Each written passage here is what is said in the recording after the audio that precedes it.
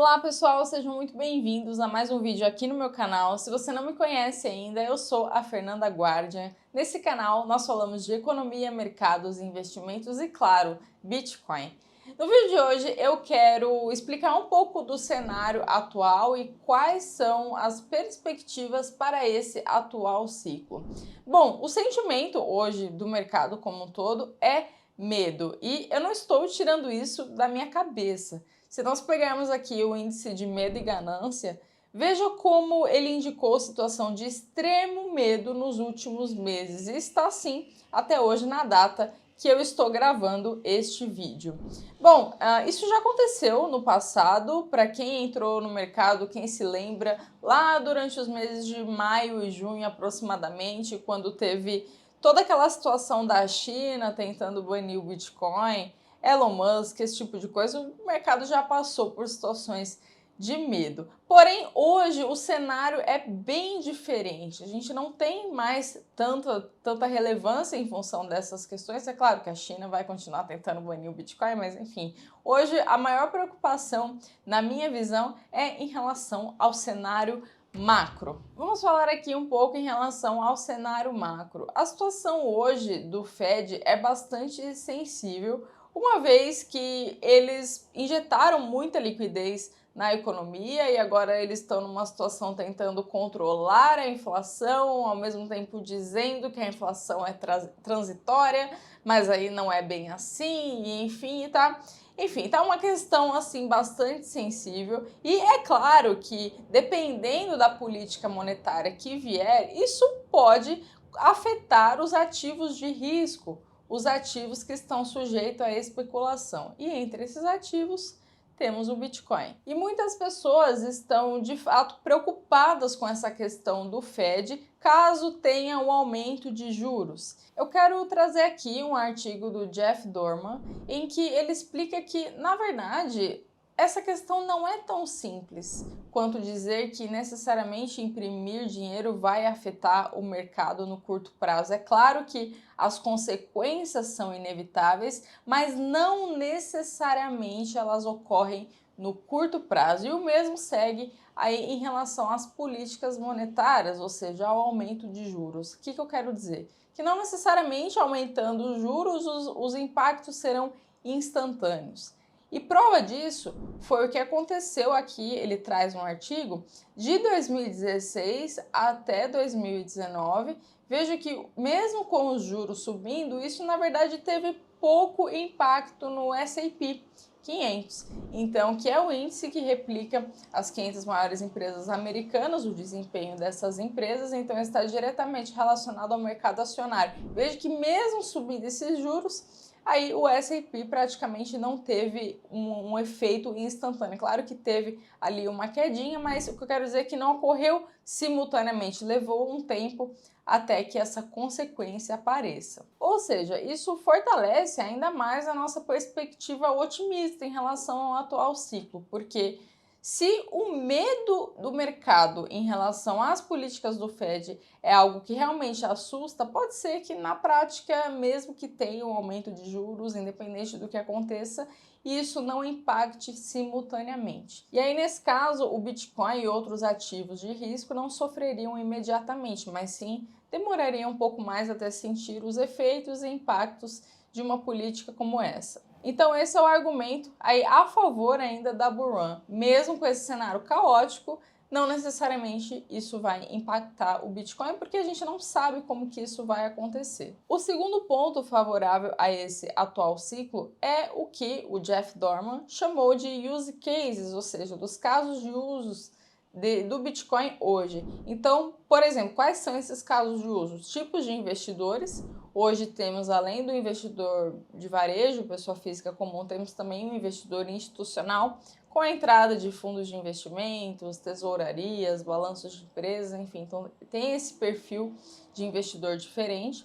O tipo de infraestrutura, então, hoje é muito mais fácil comprar Bitcoin do que o que era há 5 anos atrás, a narrativa está muito mais acessível, muito mais fácil, e a adoção global, cada vez mais pessoas conhecendo e entendendo o Bitcoin como uma alternativa ao dinheiro.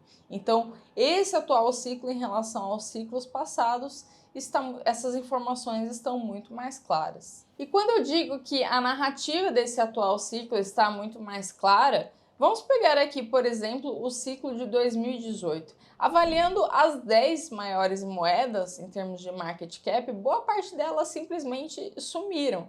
Enquanto que hoje, por mais que exista o risco da centralização, boa parte das altcoins são centralizadas em uma determinada figura ou grupo de pessoas. Eu já comentei aqui várias vezes sobre a soberania do Bitcoin, embora tenha sim esses riscos, a atividade da indústria cripto hoje é muito mais consolidada, é muito mais notável em relação ao que foi nos ciclos passados. E quando eu falo que é notável, pegando aqui como referência um relatório do The Block, olha só que os dados que ele traz aqui, que as stablecoins cresceram, subiram em mais de 140 bilhões de dólares. Os DeFi, os protocolos de DeFi, pegando aqui o dado de Total Value Locked, superou 250 bilhões de dólares. As carteiras de Ethereum passaram de 170 milhões de endereços, e até a indústria NFT, que às vezes parece um negócio meio bobo, que você fala, nossa, negócio de macaquinho, nada a ver, que é isso? Até que é uma indústria super nova, até isso passou aí dos 10 bilhões de dólares em volume negociável. Então é uma atividade, uma indústria cripto muito mais notável em que foi no passado. E trazendo aqui um outro report que fala um pouco dessa atividade, de todo o ecossistema, das coisas que estão sendo desenvolvidas. Esse outro report eu conheci pelo Pomp, não sei se vocês conhecem, eu adoro o Pomp. Pomp para mim, nossa, um dos melhores analistas de mercado aí da gringa. E ele trouxe aqui um outro relatório da Electric Capital, que também traz alguns dados em relação aos usuários e à comunidade cripto, como que essa comunidade está trabalhando hoje. E olha só, nós temos mais de 18 mil desenvolvedores ativos mensalmente comitando código nesse ecossistema. Então veja aí como essas atividades estão crescendo. E desses 18 mil, esse daqui é por mês, mas pegando aqui por ano, nós tivemos 34 mil novos desenvolvedores em 2021, ou seja, o maior número aí da história, conforme o relatório aqui da Electric Capital.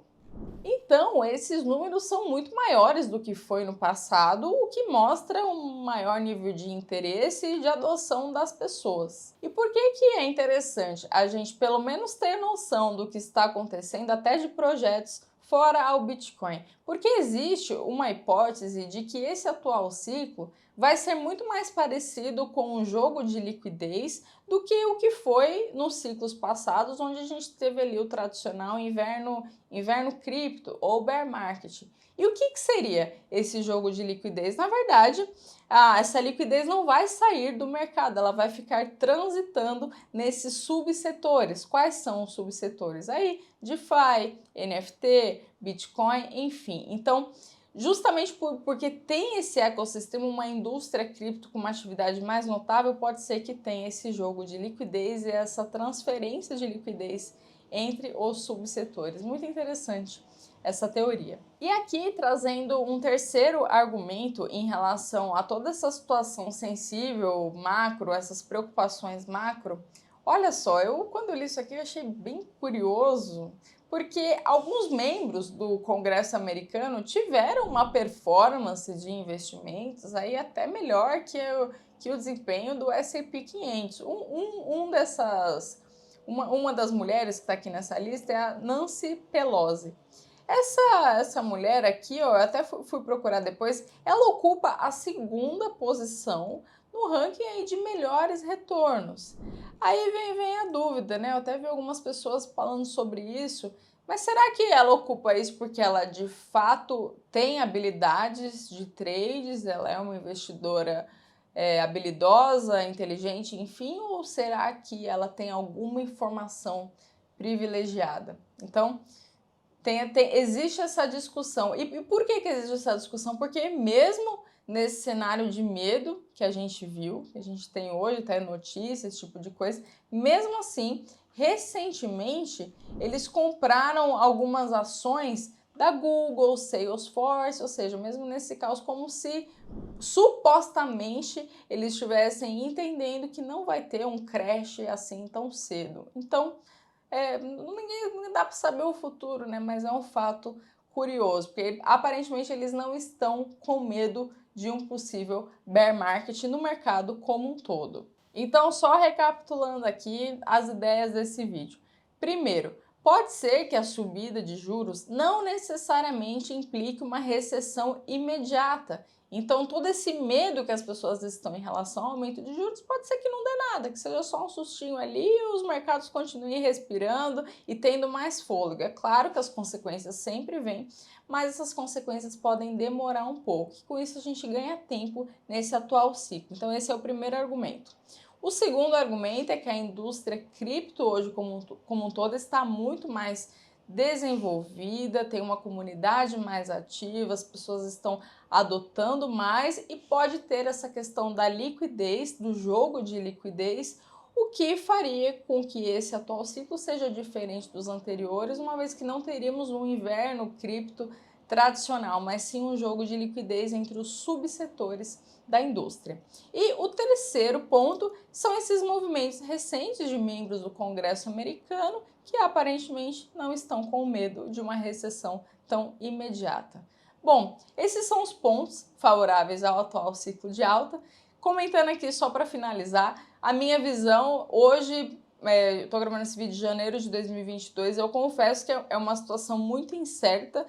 Eu não acho que de fato acabou esse ciclo, mas como a situação está muito sensível economicamente, eu entraria com um pouco mais de cautela. O que eu quero dizer com cautela? Sempre tenha caixa para aproveitar as oportunidades e se for aportar, não faça tudo de uma vez. Vai diluindo os aportes aí na tranquilidade, mas sem desespero.